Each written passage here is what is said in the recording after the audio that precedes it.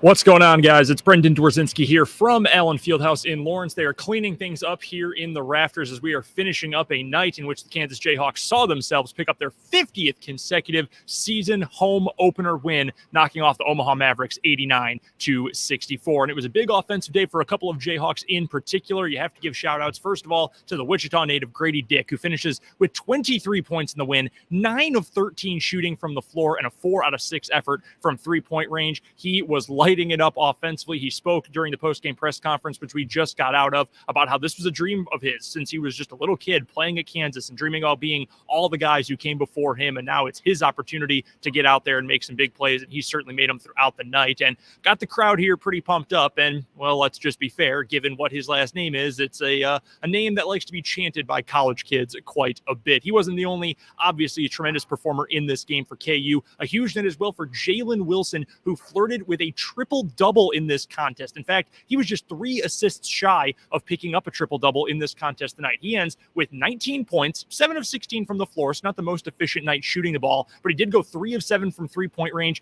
11 rebounds, 8 of which came in the first half, and he had 7 assists as well. So a massive game for Jalen Wilson and his season debut of his senior season. And he spoke after the game as well about how things are just so much different this year. And Norm Roberts, the interim head coach for KU as well, spoke about why things are different for Jalen Wilson to open up this season. Last year, as we remember, it was the suspension to open up the year. Then you also had the slow start offensively, defensively once the year began. Not so much for Wilson this year. Great start for him. Obviously played well in the exhibition game against Pitt State too. So he starts off with a big night tonight. Another name to keep an eye on, a couple of names, in fact, to keep an eye on who had really good nights tonight. Bobby Pettiford looking so much smoother, so much more comfortable in everything that KU wanted to do tonight. He finishes 13 points in extremely efficient, 6 out of 7 from the floor, had a pair of assists as well.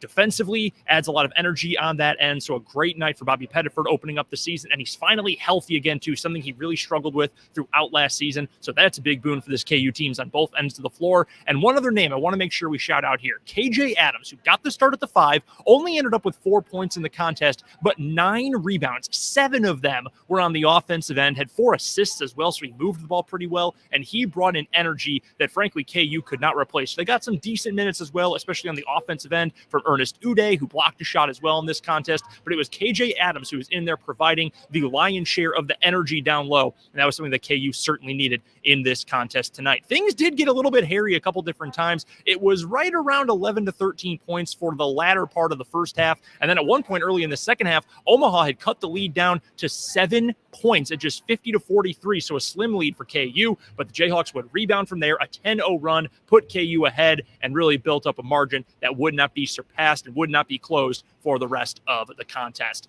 The other thing to note about this game, and we knew all about it after the exhibition game, it was just before the exhibition game last week, in fact, when we found out that Bill Self would be serving a 4-game suspension, a self-imposed suspension for Bill Self. This was the first game of it. Didn't include the exhibition. It does include the first 4 games of the regular season, so that meant tonight it was Norm Roberts getting the call. Now, Norm Roberts has been with Bill Self and been with KU for quite a long time. He was assistant back in 03-04, Bill Self's first year at KU. He also has been on the bench for the last 10 years as well, just spliced in the middle there by a stint as the head coach of St. John's. But Norm Roberts, he's got that experience. He comes in, does a fine job for KU, and understandably so, KU picks up a 25-point win over an obviously inferior opponent in this matchup tonight. But Norm Roberts not done yet. He's going to get 3 more opportunities to be the head coach of the Jayhawks. That includes coming up on Thursday night when KU takes on North Dakota State, a North Dakota State team that lost handily in its first game of the year, falling on Monday night to Arkansas 76-58.